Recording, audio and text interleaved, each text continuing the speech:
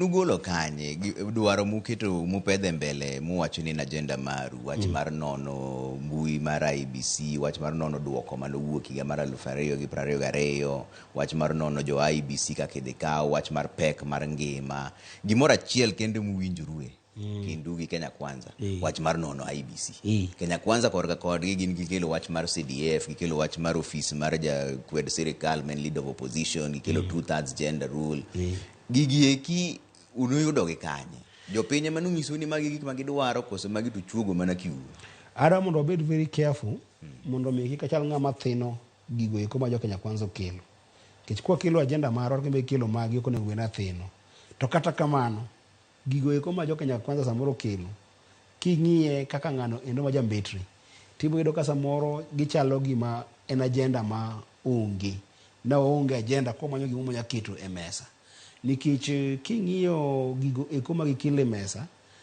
kuma wan wuoke gi weche wa gi eki mokwongo en ni jatendwa Raila Amolo Odinga kaka kora principles magwa king'iyo historia margi gin jogo eko mosegore ne katiba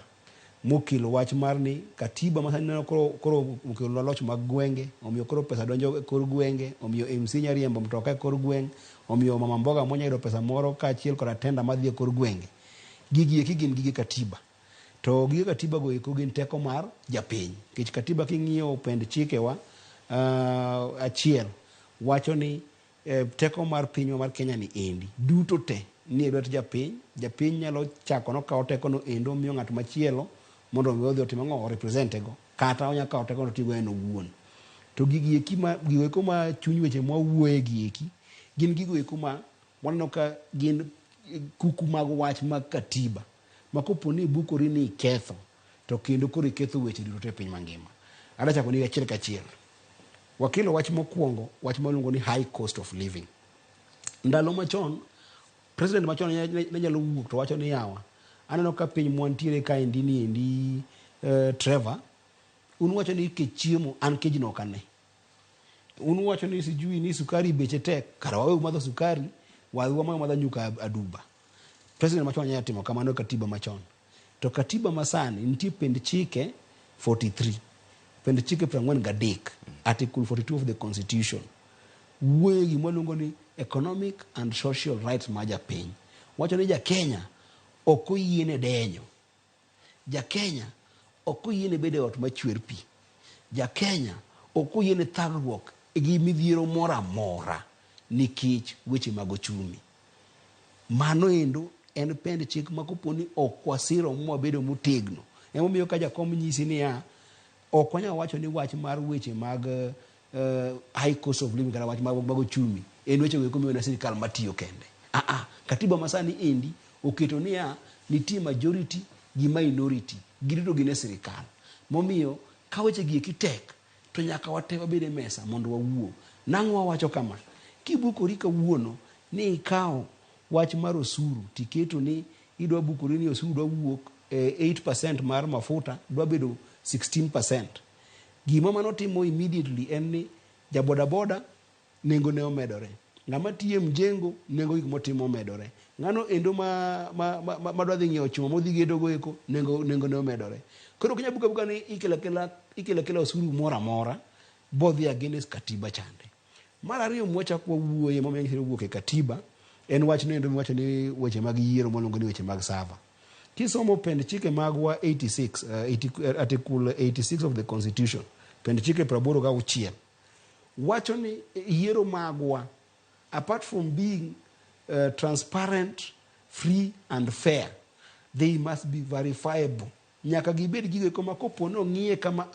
tiwacho ni gini ndio timore yo moro ma onge gimibadhi mora mora. To king'iyo pend chike miluongo ni Election Act 2011 section 44 B, A and B. King'iyo pend chike no endo mag weche mag yiero wacho kendo niya nyaka tim scrutiny. Kichak ing'iyo IBC Act jogo kuma chung'ne yiero gin jo IBC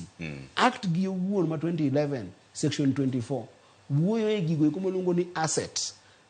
motigo e yiero. Gigo kuma motigo e yiero te obed computer, obed ni en kalam, obed ni en gima chal nade. Nyaka none ni bende noti kode e yo maber ma gimoro ma odonjo miluongo ni data modonjo iye be odonjo iye maber kendo bowuok e yo maber. Koro that scrutiny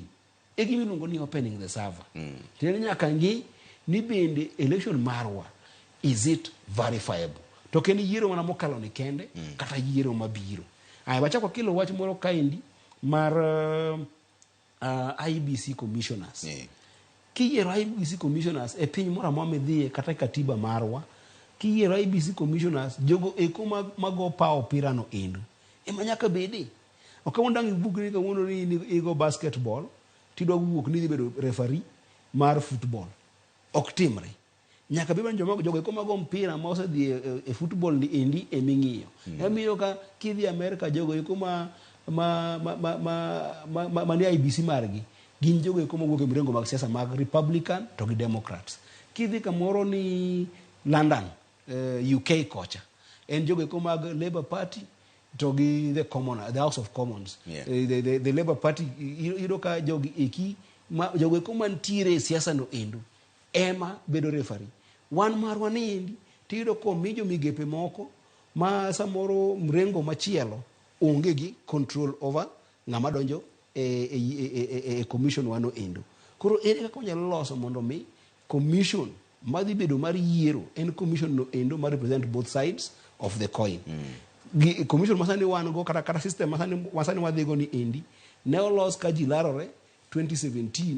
e weche moko mago kocha moko manolos mapiyo piyo mondo kony chama mane ntiere power sechego eko kane pok jakom omoso go Uhuru Kenyatta to ne en system marach. Ko nyaka lose mondo bed system no maber. Katieko